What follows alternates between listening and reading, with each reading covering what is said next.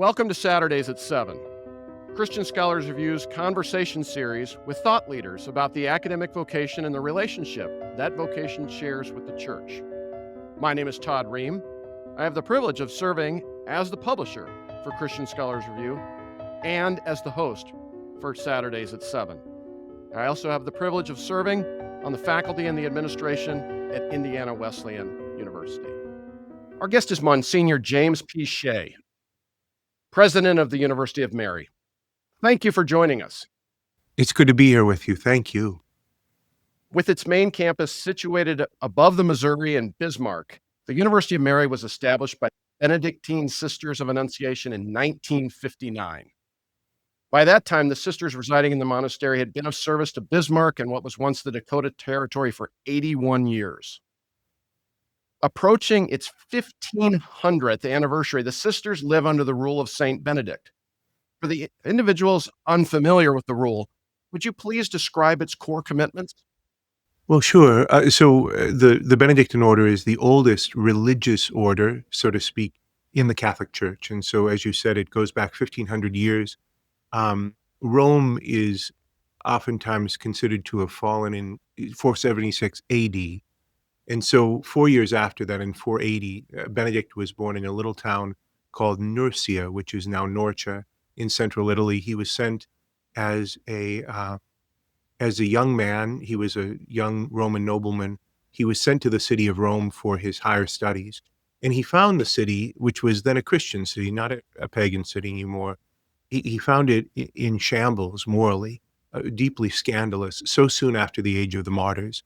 And so he was so discouraged, he left his books in a pile on his desk and he walked out into the countryside, got refuge in a cave in Subiaco, where he spent 3 years in study of scripture, meditation, and communion with God. He emerged from that and then founded monasteries, first in Subiaco and then down in southern Italy. Monte Cassino was his great monastery, which then became the fountainhead of all the Benedictine monasteries that eventually moved all across Europe. And really, they saved civilization in the wake of the fall of Rome. They preserved learning. They cultivated the land. They composed music for the ornamentation of the sacred liturgy, which gave Europe a kind of soundscape, which Mozart and Beethoven later would build upon. They had economic methods. They just were amazing civilizers. And so that's the basis for the Benedictines. And it all comes out of this small rule, which you referenced, which is a very simple, psychologically astute guide for people living together, seeking God together. Benedict calls it the school of the Lord's service. And so the cultural benefaction of the Benedictines through the centuries, which includes the university I serve, the University of Mary, arises out of this small rule of life. Thank you. What compelled the sisters to establish what was then Mary College? Yeah, so these sisters had originally, Benedictine Life for Women Religious was born in St. Mary's, Pennsylvania. Actually, it was brought by a woman named Benedicta Riet, who came from Bavaria in southern Germany. Eventually, this Mother Benedicta found her way to St. Joseph, Minnesota, where she died at the age of 37 of tuberculosis, but she founded a monastery in Minnesota from which our first sisters came in 1878. Before North Dakota was a state, it was Dakota Territory. They established schools here, and then they established the first hospital between Minneapolis and Seattle on the Northern Corridor, which is today St. Alexius Medical Center. And it was in 1959 that they established Mary College. And they established us because they themselves had thriving ministries in education and healthcare, and there was no 4-year institution of learning. And that was the time when bachelor's degrees, both in education and in nursing, were becoming more and more prominent and needed in the staffing of hospitals and schools. And so that's when they started Mary College, 1959. We've grown since spectacularly. Now we have nearly 4,000 students, 60 undergraduate majors, I think 14, 15 master's programs, and 5 doctorates. And so the university really has flourished. Yeah. In what ways, if any, was that compulsion to found the college a reflection of the commitment to the rule that the sisters shared? Well, it's interesting in that Benedictine women in Europe and historically, over the course of 1500 years, had primarily not been involved in a lot of active apostolates. They were oftentimes what's called in the Catholic tradition cloistered sisters, who, like from The Sound of Music, where they're behind a cloister and they pray and they live a monastic life. Benedictine women in this country are monastics, but they also have been entrusted with lots of apostolic ministries. And so the sisters, from the place of the stability of their life, which is what the rule establishes, the official motto of the Benedictines is "Ut in omnibus glorificetur Deus," that in all things God may be glorified. But their unofficial motto is "Ora et labora." That's what the Benedictines are famous for: prayer and work. Mm. And the work of these sisters was the establishment of institutions of learning and healing for the pioneer settlers of Dakota Territory. And so they were inspired, our sisters were inspired because there was a need, no one else was filling it, and they felt called and indeed invited by God to establish these ministries. And so I think that's what it was, the call of God, really, that was the origin or the genesis of their service. Yeah. Thank you. You mentioned a minute or two ago the rapid growth the university has experienced since its founding. In what ways is the University of Mary today a fulfillment of the vision that the sisters had for that college? We've reflected upon this often because I think that we've grown into a place that our founding sisters in some ways would not recognize at all, beyond the dreams of what they had originally envisioned, for sure, for sure. At the same time, the sisters were very responsive to the needs of the people all around them. They said, and our mission has never changed, that they were to be of service to the religious, the cultural, and the educational needs of the people of our region, and that they wanted to form leaders in the service of truth. We're still doing that today. But one of the great champions of Christian education is John Henry Newman, who of course wrote The Idea of a University. And Newman, in his work on the development of doctrine, do you remember he talks about how a thing is not most itself at its origin, but it's most itself at its flourishing. And so an acorn is one thing, but a great massive oak tree is another. Which is more true to itself? The massive oak tree is that things develop over time, and to change is to grow, to be alive is to change, and to change frequently. And so the change and the growth that we've experienced are true to our origins, and we think that that's very important, to stay true to the charism of our founding. At the same time, when new opportunities for service arise, we really discern them carefully, and then if God's calling us to that, we seize upon them. Yeah. Thank you. In what ways would you describe the relationship that the sisters share with the universities today? Well, that's a sad story and a happy story at the same time. Our sisters, like many religious communities in this country today, don't have as many members as they used to, and some of their members, their median age is a little higher than it used to be. They do get some vocations, some new sisters joining, which is a great consolation and happiness for them and for us. But as a result, the sisters' direct day-to-day involvement in the university has diminished somewhat through the years. My predecessor, Sister Thomas Welder, who served as president of the University of Mary for 31 years, at her retirement, she was the longest serving female college president in the United States. My predecessor went upon her ultimate retirement, because she stayed on for about a decade after I came. When she finally retired, she was the last sister who is working here. Sisters still serve on our governance board. We have 6 sisters on our governance board, and then they have a ministry of sponsorship as well, by which they help and assist in forming and shaping all the employees of the University of Mary. And so there's an active and treasured relationship, but it's not as completely integrated as it used to be when there were many of them working here. Yeah. The University of Mary today refers to itself as faithfully Christian, joyfully Catholic, and gratefully Benedictine. Would you unpack, please, how you understand each one of those commitments serve as charisms that animate the university today? Absolutely. In articulating our mission, which has always been Christian, Catholic, and Benedictine, we wanted to add those adjectives to the beginning of them because it would clarify what we mean when we say each of those. So let's start with Christian.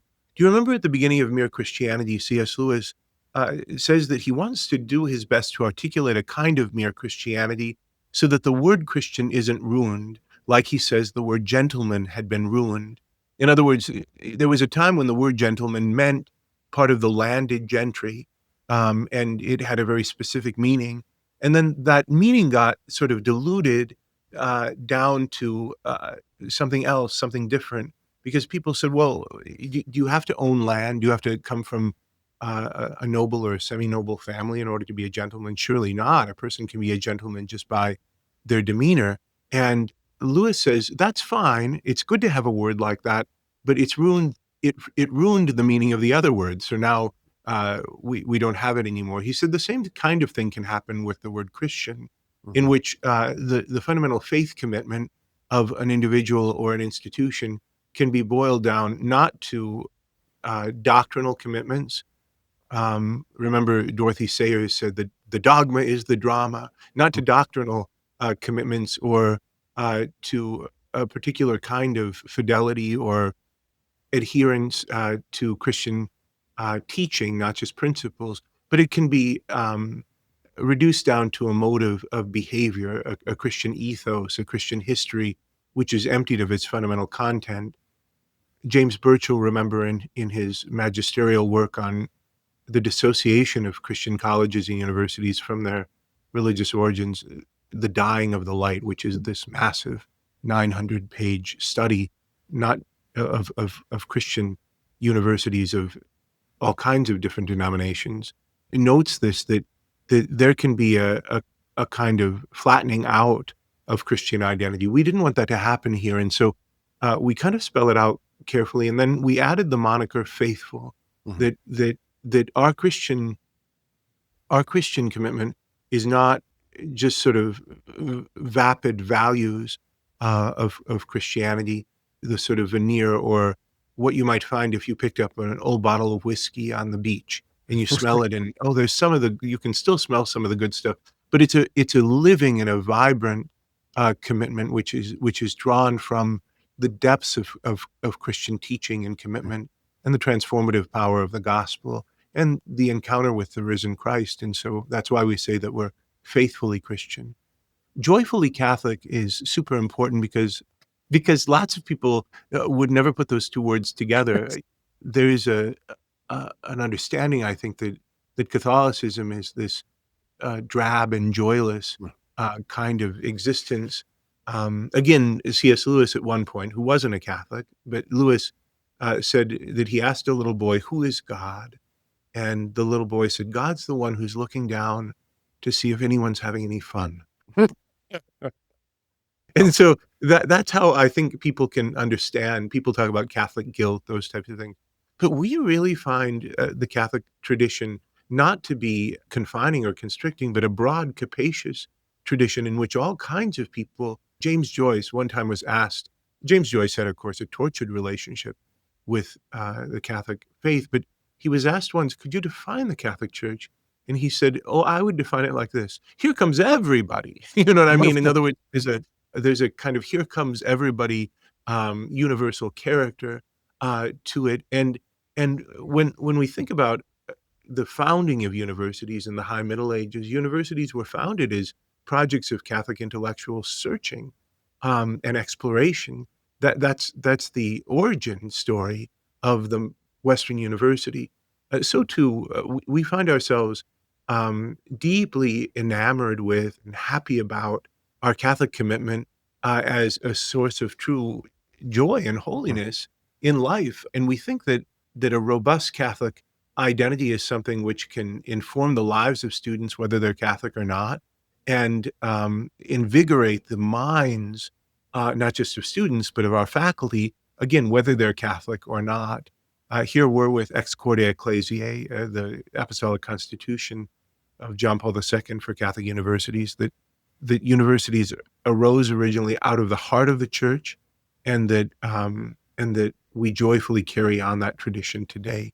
And then gratefully Benedictine, we've spoken about that just a little bit. I think that the worst thing that we could do is to disregard the origin of the University of Mary and the Benedictine women and their commitment, because it's fundamental to who we are as an institution. And so we want to stay close, not just to the idea of Benedictineness or to the Benedictine values, which are part of who we are, but to the sisters themselves.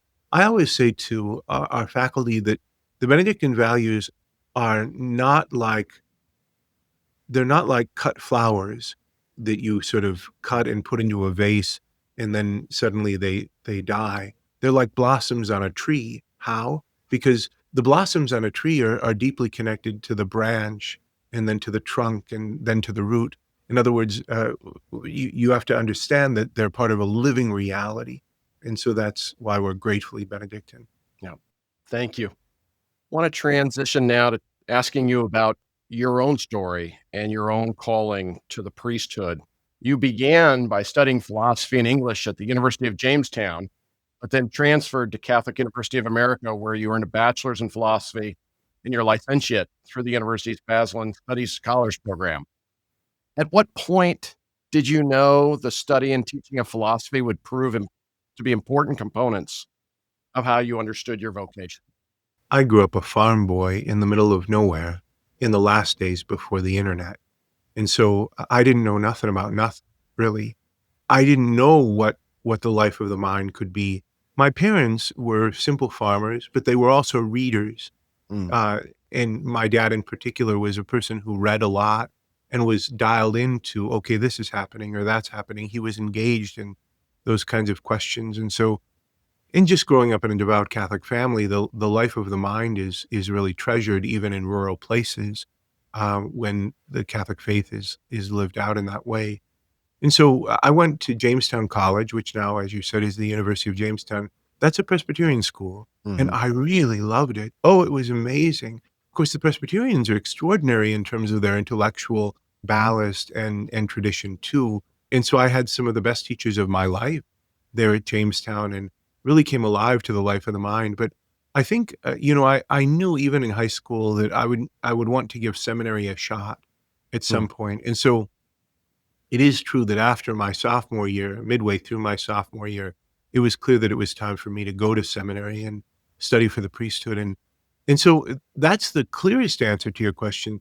I knew that I would need to study philosophy because in order to be a priest, I need a degree in philosophy. That's how the seminary studies for the Catholic Church are set up. And so that's sort of how I knew it. Now, when I got to Catholic University and sort of earnestly engaged in the study of philosophy, that was revolutionary for my mind. It was mm, really amazing.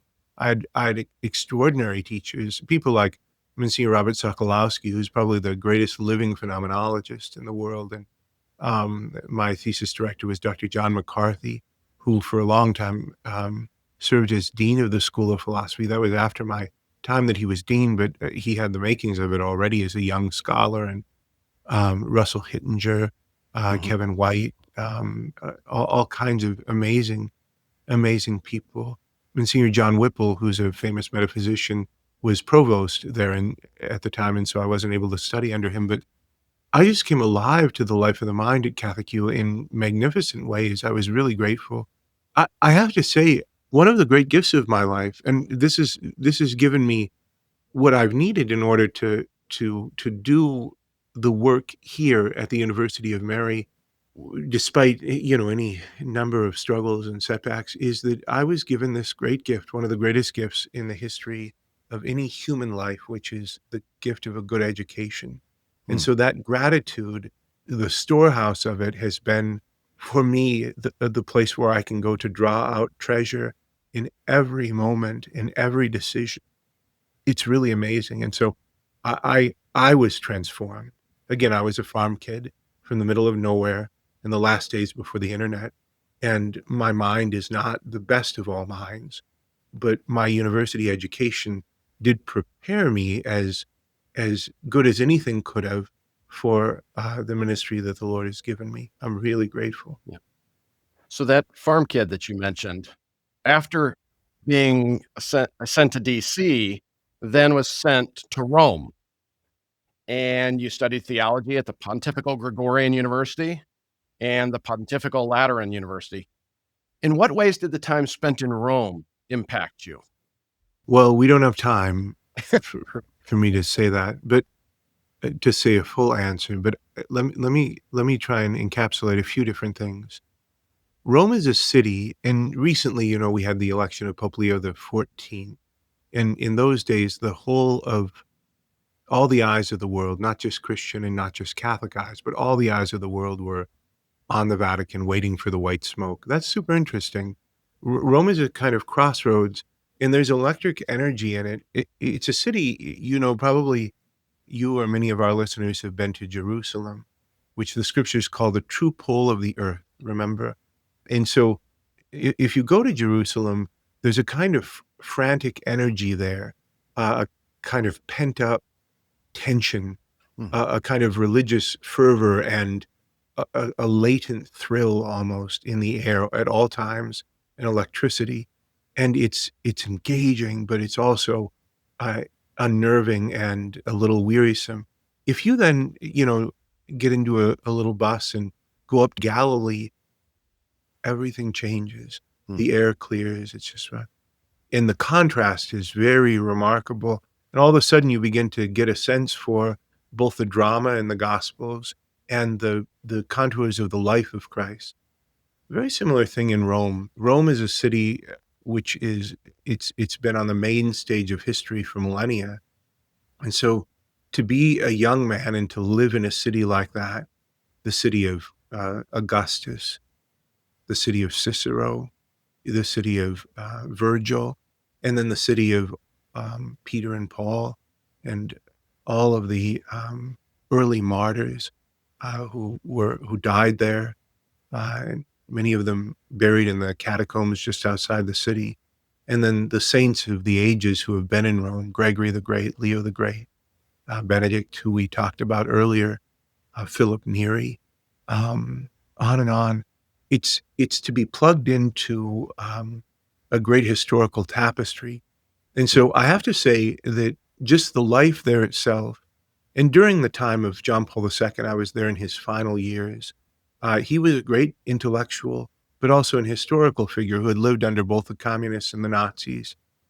Wow, it made a deep impact on me. I have to say that the European model of education, which is exemplified in a particular way there in Rome, wasn't particularly transformative. They have a particular way there where it's very lecture heavy, and then you just do these 10-minute oral exams at the very end. And yet, despite that, despite the method being kind of foreign to our American sensibilities, there was a method to that madness too. And I ended up learning a lot in spite of myself. It's really something. Yeah. So I was there 98 to 2002. Yeah. You mentioned mentors who were significant in your formation, particularly during your time at Catholic University of America. And you've mentioned authors such as C.S. Lewis. Are there any other authors that have proved formative in terms of how you came to understand your vocation? The English authors, people like C.S. Lewis, but also G.K. Chesterton, Christopher Dawson, George MacDonald, and others really did have a deep impact on me. Also, fiction writers too. I think that literature is a great entry point. And there, you've got people like Graham Greene, T.S. Eliot, Evelyn Waugh, all kinds of different people. I mean, we could talk at length. Of course, in theological study, people like St. Thomas Aquinas, of course, the Catholic seminarian, sort of immerses his mind in Thomas, but Augustine too, St. Augustine, not just the Confessions, but his theological works as well. A little bit of Hans Ernst von Balthasar. I was at the John Paul II Institute for Studies in Marriage and Family while I was at the Lateran, and Balthasar was big there. And gosh, there are just so many. I was really the recipient. I had great guides along the way who helped me. Devotional writers like Carol Houselander have been very instructive and helpful for me. Yves Congar, Henri de Lubac. Well, and then Joseph Ratzinger, who became Benedict XVI, one of the great theological minds of our time, and John Paul II himself. Those two together were deeply formative. Johann Christoph Arnold, who was one of the founders of the Bruderhof movement, this is an Anabaptist, I think they're Anabaptist, a group out of Germany. They were resistors during the regime of the Nazis and eventually found their way to rural Pennsylvania. I think his son, is it Christoph Arnold, has written too. But their work and scholarship has been very interesting and helpful to me as well. That's kind of a movement of Christian concern. Yeah, lots of different people. Yeah. Thank you. You were ordained in 2002 and have served in a variety of parish and educational settings. Would you please describe which expressions of your calling as a priest and educator you find most fulfilling? Oh, sure. I was ordained, as you said, in 2002. For those who have any manner of historical, 2002 was the year that the clergy sexual abuse scandal broke out in a very serious way in this country. So it started in Boston. The movie Spotlight kind of showcases that, and then it blazed all the way to Dallas, where the bishops, I think in March, had an emergency meeting. That was the year I was ordained a priest, and I was supposed to stay in Rome for higher studies, but in Dallas, the bishops made a decision, one strike and you're out kind of policy, and adopted this new policy, which meant that there were a couple of priests in my diocese who had had historical allegations against them going back decades, and they were suddenly removed from ministry. And so that created a shuffle, and I was home, and that was halfway through my second licentiate. And I remember thinking, well, that's the end of education for me. Then the bishop told me that I would be assigned to teach at a Catholic high school, St. Mary's High School, which is the largest high school in our diocese. And I I thought, wow, I didn't like high school when I was there, really, you know. And so this isn't going to be great. Plus, I was really scared because I was living a world away across the Atlantic, and Mhm. I had been hearing all of these news stories, and I thought, wow, the students are going to think I'm that priests are bad people, very evil, and I don't want to go back. I don't want to teach. Mm. So I was really self-conscious and nervous about that. All of that melted like a snowball thrown into the mouth of a volcano. The instant I got into the classroom, Hmm. it was a deeply transformative experience for me. I realized that the education that I had been given, I was dying to share it. I'd been waiting all my life to share it, and I didn't know it. I didn't know it. And so that experience of teaching those high school students and being of some service to them in the midst of their lives and the sort of trenches of their hearts, that was very, very amazing to me. And I did it for 7 years Yeah. at 2 schools before I was called to the University of Marion. And still today, I teach a class for freshmen who are newly arrived here at the Yeah. university, and that experience for me, being able to teach, is a great experience. And indeed, it's important for me for this reason, in that most of my administrative work entails relatively reptilian tasks, like, HR and snow removal and budgets.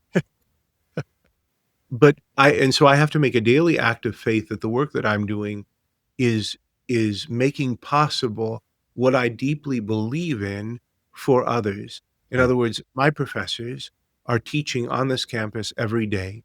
My job is to facilitate that, to make sure the trains run on time and that Mhm. the heating kicks in February, and that the air conditioning kicks in August, and all of these kinds of things. And it's a noble thing to do that. And sometimes you can forget about that when you're not doing what you love. And so Thank you. You mentioned your appointment as the sixth president of the University of Mary. Would you describe the discernment process that led you to embrace service as an educational leader and what you went through at that time, prior to assuming this role? my story, I think, is pretty unusual. I was 31, 32 when this possibility came onto my radar. my predecessor, who I mentioned earlier, Sister Thomas, had served for a long time, and she had hereditary kidney disease, such that her kidneys were failing. She needed a transplant. She got a transplant, and it failed. So she was trying to run the University of Mary, going to dialysis like 3 times a week, and that was hard for travel, fundraising, all these things, and it was clear that it wasn't sustainable. At the same time, the trustees of the university were gazing at the future, and really, and you gotta hand it to these sisters and those who work with them. They have a prophetic mindset, and the Spirit is clearly with them, because they looked around and they said, "You know, we're not going to be able to make it if we're just a really good private regional university. We're gonna need to branch out. Our demographic is Catholic, and so how can we tap more deeply into that market?" And so they looked around and they saw that I was, a young, energetic, I was energetic in those days, priest who was teaching and loved education, at least at the secondary level. And so I was approached to see if I might have an interest in being the next president of the university, and I said no. I said no 2 or 3 times, because I didn't have any of the requisite qualifications. I didn't have anything that would commend me to doing that work. At a certain point, the sisters went to see the bishop, and of course, as a diocesan priest, the bishop is responsible for where I am and how I serve and all of that. They presented him with a case for a diocesan priest being the president of the University of Mary, and then the bishop called me and said that I should go talk to the sisters, and I did, and that's still a very memorable conversation for me today. It was, well, life-changing, really. The prioress at the time, Sister Susan Berger, was dying of cancer, and she just expressed that she thought that God had always provided for the sisters, and that now God might be providing this, that I should Wow. apply. And so then I did. There was a national search. I don't remember how many finalists there were, but then I was selected as president. And I have to say that the morning that was announced, so I was 33 at the time, there were a lot of coffee cups that kinda broke, people reading the paper and dropping their coffee cup, I I think everybody was shocked, not least of all me, because it was just very unexpected. I was Mm. youngest college president in America for at least a decade after Oh, that. oh, wow. Um, and so that's something. I mean, there's much more to that story, but I don't think it's interesting to our listeners. It's interesting to me only because it's my life, but I don't know, it was quite a ride. And I wasn't qualified. In some ways I still am, but boy, have I learned a lot. And, I will say this, for all of the recklessness of that decision, it is an awfully good thing for a young man to be thrown into the deep end of the pool Mm. and have to grapple with being in way over his head, because then I don't have to live with the illusion that any of this is about me fundamentally, or that I'm Mm. capable of rising to the occasion in the midst of my call. Instead, I'm simply able to say to God, "Look, I didn't get myself into this. You had a lot to do with it, and so I'm not responsible all by myself. You're responsible too. And so what are we gonna do? Because, I'm not willing for the full weight of this craziness of my life." And that, of course, has allowed me to meet the pretty stiff and difficult challenges of leadership that come with this role. Thank you. In 2015, the University of Mary announced Vision 2030, a three-phase strategic plan defined by the values of distinction, service, and relationships. Would you please describe how those three values came to animate this vision for the University of Mary, and especially during this season? Yeah, so distinction, first of all, we wanted to make sure that we weren't just a bland copy of the place down the road, that whatever we were doing really was making a distinct contribution. the watchword of the day is diversity, and there are all kinds of diversity initiatives. And sometimes they're quite boring because they don't really foster an authentic kind of diversity, but really a monoculture in higher education, which becomes an echo chamber in which uh, not too many different voices are really heard. And we think that our contribution to the diversity of the landscape of higher education is to be more and more who we were founded to be, that a faithful, vibrant, devoted Catholic university has something to offer on the landscape of Catholic, or the landscape of higher education writ large in our country. And so we thought, what are ways in which we can serve such that we're not replicating others, but really distinctly serving, which goes into the second question, which is that it is about service. We live in a highly individualistic time in which self-concern is deeply valued and sought after, and we just don't believe in any of that. We think that the Christian life is a life that's meant to be given away in love, and that indeed the law of the gift, that we increase in being insofar as we give ourselves away, is the real key to human happiness. And Mm. if we want to contribute to the happiness of our students and the surrounding community, we need to exemplify that. And so the University of Mary isn't inflating ourselves. I see other places, even really great places, oftentimes in their marketing, they're just a little bit pompous and trumpety. Sometimes I suppose you need to do that in marketing and public relations, but it's kind of distasteful for us. We want to be known as a place which serves and which forms servant hearts, servant leaders. And then the question of relationships, of course, from the very beginning, that's what it's all been about here. Cardinal Francis George was known for two different sayings. He said that the only things we take with us when we die are what we have given away, and the only things that endure are our relationships with God and with each other. And so relationships have this enduring quality um, beyond the grave.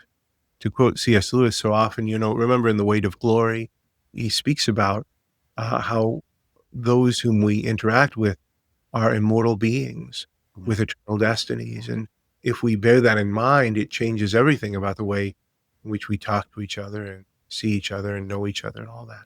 Yeah. And so that's where those sort of lodestars come from in our strategic plan. Yeah. As you approach the dawn of phase 3, then, what are your hopes for the University of Mary moving forward? So we have developed into something of a national university. About 60% of our incoming class at the traditional undergraduate level come from the wide world, from beyond North Dakota. And those numbers are growing and growing. And so we're really grateful for that, especially in a time when a lot of places really are facing some stern challenges relative to enrollment. I think that we want to make sure that our programs really are serving the religious, cultural, and educational needs of the people of our region and beyond. We want to stay true to our mission. The third phase of Vision 2030 does call for a medical school. That's an interesting prospect for us. We haven't sharpened our pencils a lot around that, but we do have a very highly ranked nursing program. Then we have all of the other allied health programs, OT and PT. We have doctorates in, we have a master's in speech language pathology. We have programs in kinesiology and exercise science and athletic training and respiratory care and radiologic technology and pre-med and all of those things. And so it does make sense that at a certain point we might want to launch a medical school, but that's swinging for the fence, to use a baseball analogy. So I need to get my arms warmed up. Thank you. Before we close, I'd like to ask you to unpack some of the details you offered in your 2021 title, The Vocation of the Catholic University Professor. To start, how do you define the characteristics and or qualities of the academic vocation? Yeah, well, so first of all, I can't tell you what this question means to me, in that nobody reads that book. I'm just so happy about it. We not happy that nobody reads it, but happy that you yourself have somehow come upon it. There it is. Wow. I have read it and highly recommend it. Isn't that something? So we've done a couple of pieces here that have kind of been uh, surprising bestsellers. One is called From Christendom to Apostolic Mission, Strategies for an Apostolic Age, and the other one is called The Religion of the Day. And those, speak kind of to our cultural context, and those, even though we've never marketed them, have sold really huge numbers of copies. The little one that you have on the Vocation of the Catholic University professor, no one ever buys that. We wrote it as an internal piece, like the other two, but then we gave it to all of our professors, and those were the only people who really ever wanted it. But the academic vocation, I think, is fundamentally a vocation of service, because the vision of, or the idea of a university has, in a certain sense, become so corrupted by some of the temptations of academic life, that vocation of service has atrophied as well.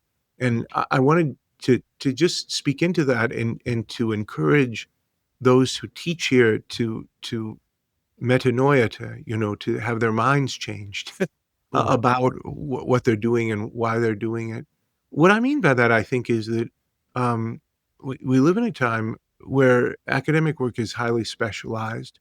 That's partly a result of the German model of the PhD, which is modern. That the ancient or medieval university professors were all masters. The masters of their topics and their subjects.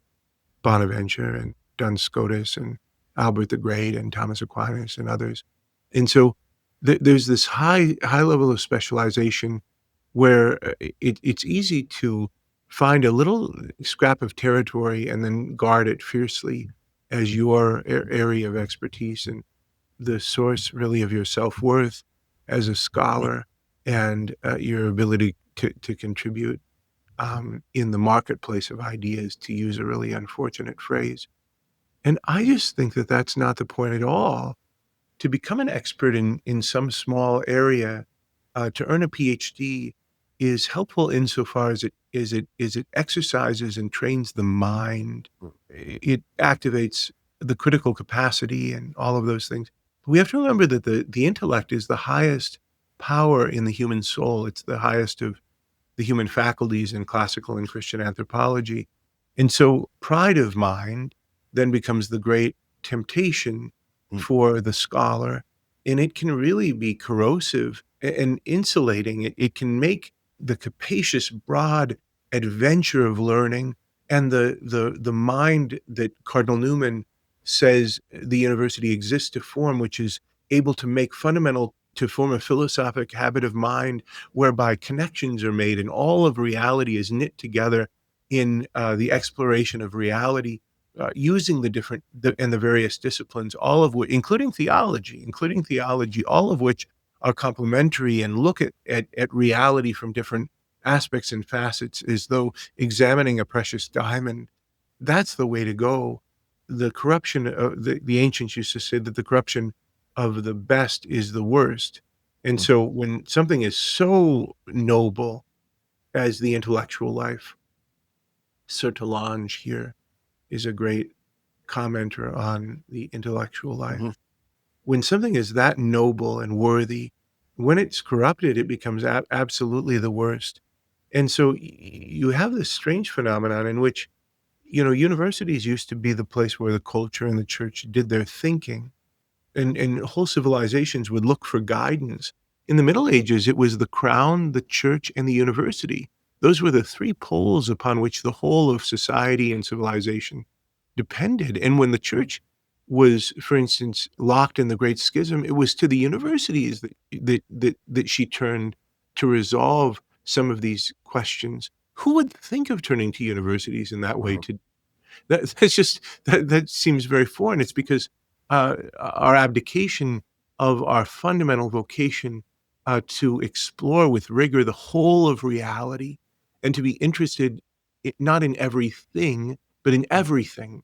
Mhm. That abdication has left us increasingly irrelevant, such that, as one of the former president of the University of Chicago, said that universities are a series of buildings connected and united by a central heating system. Well, that's no, of course that's very drab and unexciting. So I think that with that small piece, what we were trying to do is, and what I wanted, what my intention was to awaken Leo the Great in one of his um, Christmas sermons has this famous phrase, Christian, remember your dignity. And I wanted to say that, Professor, remember your dignity.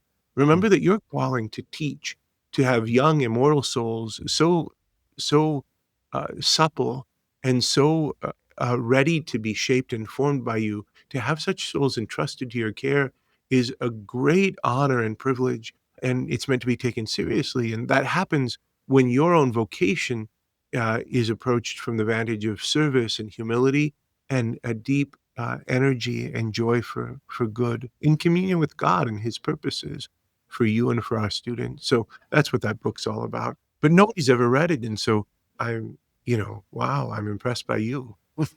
Thank you. As we close, I want to ask, in what ways is the health of the academic vocation, as you've described it, dependent upon and reflective of the health of the relationship that the university shares with the church? Oh, yeah, absolutely. So going back to the image of an old whiskey bottle on the beach, there's a kind of tragedy in that. It still bears maybe the scent, but the good stuff is all gone. Um, our values at a Christian university are not cut flowers, they're blossoms on a tree. And the church is deeply rooted in the living God, in the Holy Spirit, who is both the consoler and the advocate, who guards the mind from error and falsehood. And the fundamental and integral relationship then between the church and the academy is meant to be complementary and kind of like booster rockets on the search for truth and goodness and beauty.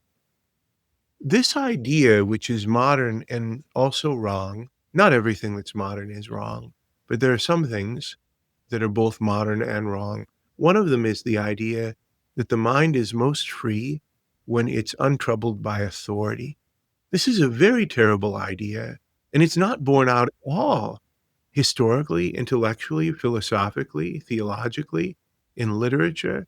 The mind is not at its best when it is untroubled by authority. And indeed, what that involves is a kind of colossal pride, which brings with it blindness.